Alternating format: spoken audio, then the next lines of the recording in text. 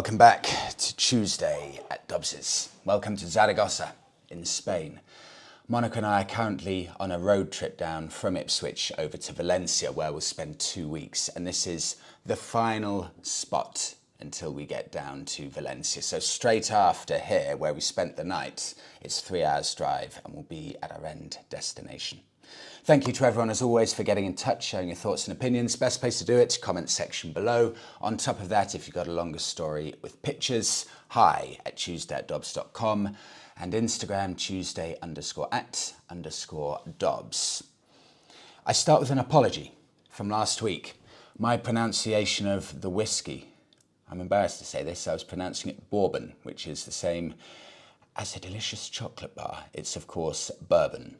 So apologies for that. I won't forget that. Let's begin.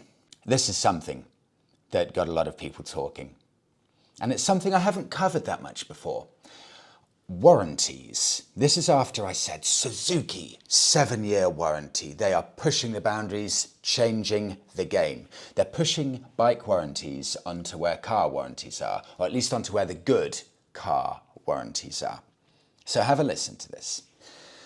In fact, before I get into a few of your comments, I should say, the worst car I've ever owned in my life. It was so bad the company should be sued. Smart car, 0.8 litre diesel. Stupid of me to buy a 0.8 litre diesel engine for the city. Diesels are not good in the city because they need to be cleaned out with long journeys. And I end up buying a diesel car specifically for the city. I paid over I think I paid £3,800 for it, and 14 months later the engine died and it had to be sold for scrap. That's kind of beside the point. The point I want to make is this. I bought the car from a dealer, the only car I've ever bought from a dealership, used dealer. They gave me warranty with it as a good selling point. I thought, oh, this is brilliant. Now I'm a proper man because I buy cars from dealerships and I get warranties. I'm mature now. The engine decided to give up. So I thought, okay, that's fine. I'll go to any mechanic. Let's try my local mechanic and ask them to fix it, please. So I went to my mechanic and I said, here's my smart car. The engine is pretty much destroyed. I'd like you to repair it under warranty, please. And he laughed at me and he said, we don't deal with warranty work. That warranty there isn't worth the paper it's written on. So I thought, what an idiot. He just doesn't want to deal with the paperwork of a warranty. That's fine. I'll move on to the next garage. Went to the next garage. I've got a smart car out here and I've got warranty. Could you repair it, please? Just send the bill to the warranty company. And I get the same reaction. He laughed at me and he said, no, we don't touch warranty work. I went to one other garage where I got the exact same response from this aftermarket warranty company, not main dealer warranty. And it was after that time I realized, at least for this one, which was a very reputable, in theory, warranty company, that warranties aftermarket, after the main dealer warranty, they are not worth the paper they're written on. And I do welcome anyone disagreeing with me, and I will share your thoughts if you've got positive opinion on these warranties that are used after the manufacturer warranty ends. But for me, from my experience using it for the smart car, it's worth complete zero. One other thing about warranties. Kia, in the car industry, they're changing the game with 7-year warranties. How does that make you feel about the likes of Land Rover, BMW, where they have 2 or 3-year warranties? Why are they not as confident that their cars have the longevity of these much cheaper South Korean cars? I begin with some of your thoughts from BMP. Freddie, I am not a fan of long warranty. It ties you into dealer services. While I like to do my own servicing myself, this is much cheaper. There was a reply to this from D.D. Colson. That's a poor take. You realise you're not forced to avail to the long warranty, right? You are no worse off having a long warranty with strings attached as you would be having a short warranty with the same strings attached. In either case, you can decide to do your own thing whenever you like. I continue with a few insights from Suzuki's warranty. Freddie, the reason Suzuki are happy to give a 7-year warranty is because they know the bikes are so reliable they won't be costing anything in warranty work. Plus, it gives the dealers constant servicing revenue. One of my bikes is a 650 V-Strom, my second one that I've owned, and I service it myself. These bikes are so reliable they don't need the 7-year warranty or want main dealer servicing costs, which pretty much goes for all my bikes, all Japanese. From Billy, the Suzuki warranty. They were not the first. A couple of people have said this. They were not the first in biking to do this. Billy, I had no idea. Sinis, Chinese built. Sinis first introduced the 7-year warranty. Look it up. MCN covered it. Suzuki are simply matching it. It is good news though, as others will follow suit. I get to a point on Chinese built bikes in a bit. And we do, me sometimes, knock Chinese-built motorbikes. But it's the Chinese offering a 7-year warranty. Let's have a look at this if I've still got this up. Sinis warranty, here we are. Sinis website, clear, easy to use. And here it is. In block capitals, 7-year warranty. Embark on the ultimate adventure with the UK's first 7-year motorcycle warranty. Sinis Motorcycles is the UK's leading small capacity motorcycle manufacturer.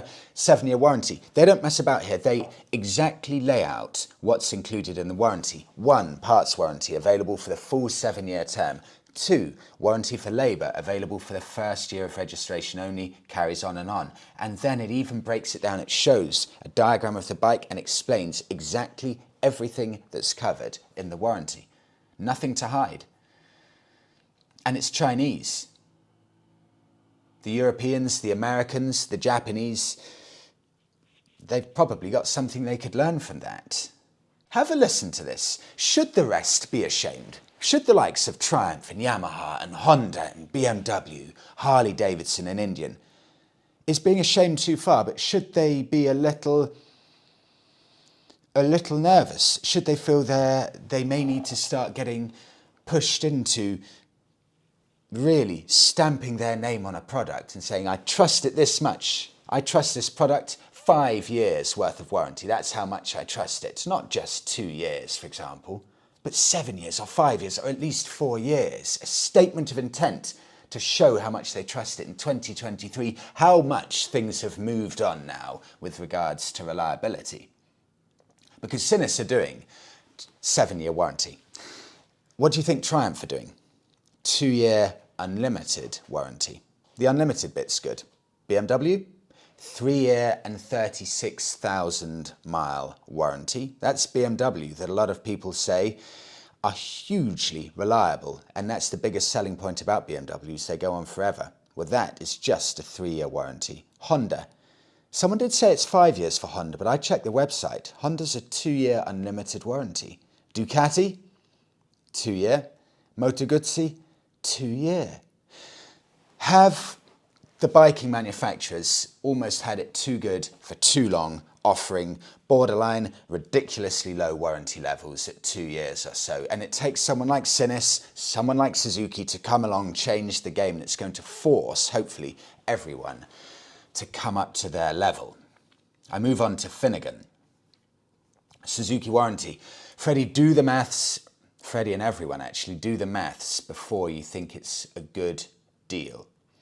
Purchase price is okay, but when you start looking at the short service intervals compared to the likes of Yamaha and Honda and what the servicing costs over 3 to 7 years compared to other Jap bikes, then this is where the big money comes in. Now Royal Enfield is going down the same path, not to mention KTM with subscription-based electronics.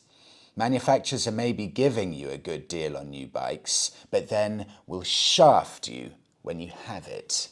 Okay, Finnegan. I did a bit of research on this after you said this, because that's a very interesting point you make. Service intervals for Suzuki. I was amazed by this. I was slightly disappointed. 3,750 mile service intervals for Suzuki. It's tiny. Let me give you an example on the other end of the spectrum. Triumph Speedmaster, service intervals 10,000 miles, meaning you have to service your Triumph Speedmaster 3 times less than your Suzuki. That's not insignificant. Himalayan Royal Enfield service intervals famously low, 3,000, so it's only 750 miles less per service interval than even Suzuki's, a Japanese brand. Cannot believe it. Honda service intervals, 8,000 miles. Finally, BMW service intervals, 6,000 miles. You can see where BMW makes so much money from their after sales, the care that they give after you've bought the bike, because the service intervals are nothing special and the warranty is nothing special at all. So you buy an expensive BMW and it is going to cost you a fair chunk of money to look after. I had someone who messaged actually. They said that they spoke to a BMW GS owner, and the GS owner said it's a lovely bike, but they said that they're genuinely scared for when the first big bill comes because they don't know if they're going to be able to afford it. Moving on to Benelli, the Italian brand made in China now. Someone asked me last week, is this a viable option, alternative to the Royal Enfields? We had a look specifically at the Benelli Imperiale. This is a lovely looking retro bike, and I've saved a few of your comments on this about Benelli, just 3. First one from Godux. This is from Luxembourg. Benelli's website is so bad in Luxembourg. I found places with insert enthusiastic catchphrase here. They don't expect anybody to check it, and that's just sad. How can a bike manufacturer, I said last week that the Benelli website is probably the worst biking website I've ever seen. It looks like you're going onto some big pharma company's website and you're going to buy some drugs. And in Luxembourg it's so bad they can't even be bothered to finish the copyright on the website. How can a brand expect the trust to be built with consumers when they can't be bothered to get a good website together? I don't know what the marketing team's doing there, but unfortunately I don't think they're doing a good enough job with Benelli. I think they're letting down Benelli, or maybe Benelli are letting themselves down by not choosing a good marketing company. Stuart says, I have 2 friends with 400 Benellis. Both of them have been thrashed and they've both been faultless. John says, Freddie, I've owned a Benelli Imperiale. It was okay-ish. Suspension, especially the rear, was oversprung massively and underdamped. The front was also poor fueling and too many warranty issues. Plus, listen to this, plus trying to sell it took over a year, and even the supplying dealer didn't show any interest. Finally purchased a Royal Enfield Interceptor, 100% better in every way. I move on to Chinese bikes. 2 bits of input here. Evidently, Freddie, this is from Andy, evidently, Freddie, you do not know that many engines for different manufacturers have engines made by Chinese companies, including BMW and KTM, among the premium makers. And as for BMW now, do I have to mention broken swing arms, etc.? A posh name doesn't mean a good bike, and historically Honda used to be terrible with many models back in the 70s and 80s. You need to look at the better Chinese brands and then take into account the price difference. Thank you, Andy. Moving on to Hulk. It's Chinese made. Oh, this is Hulk quoting me here when I said last week it's Chinese made, but that doesn't have to be a bad thing. Block capitals, wrong. It's a bad thing. Poor design, poor materials, poor manufacturing and zero quality control, and their government protects them from liability. Though buying the same Chinese product 5 times because it breaks easily will painfully ingrain in you the saying, you get what you pay for. Moving on, Japanese bikes from Ronald. Freddie, if the Japsters are so good, why don't we all have one or want one?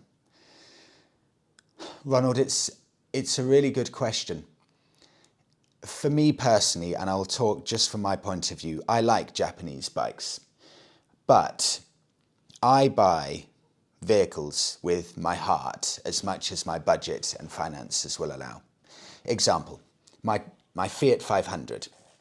I knew I should have bought a Toyota Yaris because it would be probably a little bit cheaper and much more reliable. Although, funnily enough, my Fiat ended up being the most reliable vehicle ever, but I think that may just be a bit of luck. But I knew that the Japanese vehicle would make more sense on every level. But when I'm looking at a vehicle, common sense is lower down than the emotive feeling. It's looks and style, character and emotive feeling. These are the top two if I break them down into two. Below that is reliability. I want a Harley Davidson, for example. Harley Davidson is not even in the same ballpark as the Japanese stuff for reliability. So it's what we all put our main focus and emphasis on. And bikers, as such, a lot of us, we're a passionate bunch about bikes. So a lot of us will take perceived style and the emotive qualities over reliability. However, I should say that Japanese bikes also have plenty of both of those things, but we all as bikers connect with different things. So from my point of view, it's all about the emotion, the style, the history, and the British bikes, and also the American ones as well. For me, I can't help it. They keep tugging at my heartstrings. They keep drawing me back. I'd have a Japanese bike in the future, but I keep getting that draw to the British and American stuff. I'll share a few thoughts here from two people. From Kalmuth. Japanese bikes are a cult hero here in the US. I buy Euro bikes because I like personality and I'm not afraid to turn a wrench. But Japanese bike cult are obsessed with the idea of reliability. I personally couldn't care less about reliability of what I'm riding. Couldn't care less about reliability of what I'm riding if it's a sewing machine. I simply wouldn't enjoy a Honda sewing machine. Two completely different, die-hard perspectives on motorcycling. It's funny, isn't it? And from Franco, ideally, I want a Japanese bike. My problem is that they don't make proper retro bikes. I don't want something that looks like an alien insect from Starship Troopers, and I hate blacked out bikes. It's not even that they don't make them, it's that they don't sell them in Europe or the UK anymore because they can't be bothered to update the engines to comply with Euro regulations. This, Franco, is fascinating. You're right with that Euro regulations thing. Honda CB1100, that's stunning retro. I'm sure that got dropped because of emissions regulations. I'm sure also temporarily the Honda Cub got dropped because of emissions regulations. And do you know one other that got dropped in the car world that Monica's desperate to buy? Suzuki Jimny. It was sold in Europe, I think, for 2 years. Sales phenomenon when it was out. This would be one of the biggest selling vehicles in Europe, I have no doubt at all. But Suzuki pulled it in 2021, I believe, just 2 years after it was released, because Suzuki couldn't be bothered to get it to UK or to get it to EU emissions legislations. It was too environmentally unfriendly, so they couldn't sell it. Come on, Suzuki, come on. I move on, bike of the week. Before I get to the exact bike, I'll share it now. Honda CB1000. This is a bike I think that wasn't made for long. And before I get to the specs of this, I've had so many people saying that they are owners of the bike, they rate it highly, and I cannot ignore it any longer. I'll share two quick stories. This is from Craig. Freddie, after a few months practice and a little past my 40th birthday, I booked my direct access course, and as of the end of last month, I'm finally a fully fledged biker. It's been a long time coming, but I couldn't be happier. I've bought myself a relatively cheap 2007 Honda CBF 1000. It's a bike very well looked after. It's not exactly a dream bike, not even the type of bike I planned on buying, and I'm sure many would turn their noses up at it, but I don't care. I'm in love with it. It's everything I need in a bike. It's reliable, comfortable, practical, but most importantly, it's fun. I look forward to riding it every day and now dream of the adventures I'll have with it. Whilst it's not dream complete, there's no Harley Davidson in the garage just yet, You won't find me complaining. Craig. And on to Benji. Freddie, my beloved Bullet 500 2018 has given me so many failures this past 2 months, including drive failures, cables, flat tyre, chains and sprocket. Finally capped off by a stripped oil sump plug. I feel your pain with that, which was a combination of me in the garage. So I fixed it and exchanged it for a Honda CBF 1000 before the bastard thing cost me any more. Pics of the CBF 1000 attached. There is more soul to it than I initially gave it credit for. It's like sitting on a sleeping lion. Benji, thank you. Let's have a look. Honda CB 1000 or CBF 1000. Made for just 3 years. 2006 to 2009. MCN rating 5 out of 5. Owner's rating 4.4 out of 5. Excellent handling and comfort, which is, on top of that, you've got the comfort, but it's a detuned Fireblade engine. 1000cc bike with a detuned Fireblade engine. Not the most exciting looks. This is from MCN. But have a listen to this. MCN quoting. I'm quoting MCN. The big CBF uses a detuned Fireblade engine. It's fabulously easy handling with smooth throttle response and great ergonomics. All of this makes the Honda CBF 1000 hooningly enjoyable, yet novice-friendly and a great value all-rounder. It's just a shame it looks so dull. What can you find on the used bike market? This went out of production 14 years ago, and I have found one for 2,300, let me get this up, £2,390. Pictures up as I'm discussing it. Here we go, have a listen. Super reliable and comfortable CBF 1000 to sell. She's beautifully finished with pearl yellow colour, eye-catching bike at a fraction of the price. First registered 2009, MOT until Feb 2024. Service recorded at 29,000 miles. 4 previous owners. Standard bike, well cared for. 3 keys, ready to go. Okay, let's open up the pictures of that. I can tell that's a trade. That's a trade sale, so bear in mind £2,390 for a trade seller. Sure you can get it for less. Looks lovely in that colour. Really nice. Very simply designed, just with a fairing on the top there. Stripped back. It's not going to win any beauty contests, but it's not an ugly bike. It's a perfectly decent looking bike. It's quite impressive in many ways. And all that power, all of that performance and capability on a bike that looks, at least in the pictures, immaculate, beautifully well made. I don't know if there's another bike that can compete with that for 2.3k. And I'll end it there. Thank you so much everyone for listening or for watching this week's episode. Have a fantastic week. I'll speak to you all in the next one.